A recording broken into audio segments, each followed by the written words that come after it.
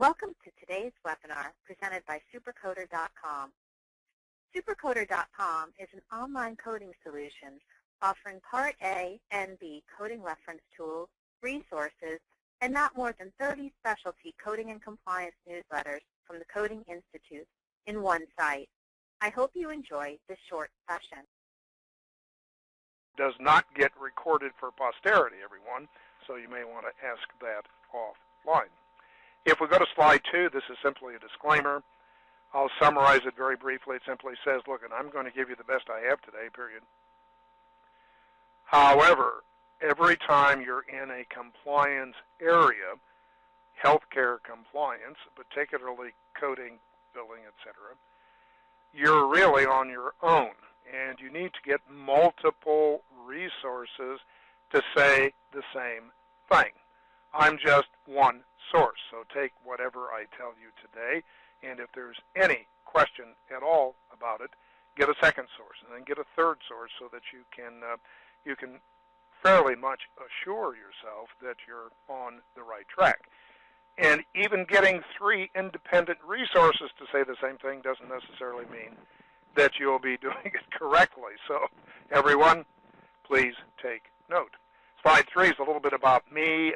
For those of you that do not know me, have not been on a previous session in person or over the internet, my favorite reading material is the Federal Register.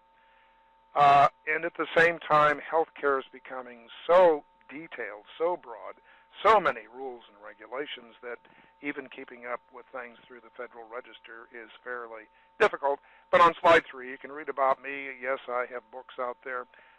Certainly, if you would like to acquire any of those books, you can do so. All right, slide 4. What are we doing today?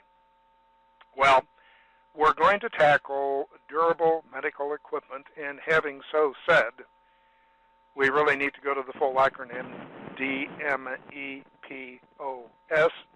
So we'll throw in prosthetics and orthotics and supplies as well. Now this gives you some idea when you see that acronym, DMEPOS. It's fairly broad. Now most of my material, most of my comments today, will be directed to the Medicare program. Not that I have anything against private third-party payers paying for DME or anything like that. It's just that our platter is more than full just addressing the Medicare issues surrounding this. Now, we're going to be using a broad definition of DME. And one of the very first things any of us have to do in this area is to figure out what is DME. Exactly what is it? And you're going to be surprised if you get into particular coding and billing issues.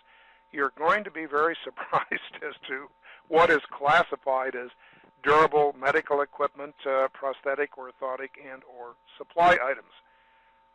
For example, pen therapy, parenteral nutrition therapy, tube feeding is what it is basically. Depending upon who your healthcare provider is, pen therapy can be separately payable or it can be bundled. If you're a skilled nursing facility, then pen therapy is a part of what's called consolidated billing. It's part of the skilled nursing facility prospective payment system. However, if you're just a nursing facility, then pen therapy is considered to be a prosthetic, and it is separately payable.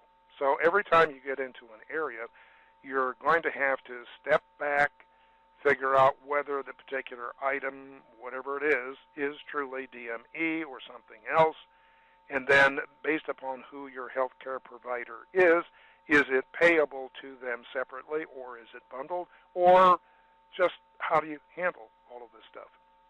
Now, for hospitals, this is a great area of concern because hospitals very often do dispense what I will call true DME. Now, I haven't defined true DME. To me, true... Supercoder is the fastest-growing online reference tool with more than 25,000 subscribers. Call 866-228-9252 to get a free product demo or sign up at supercoder.com for a 7-day free trial.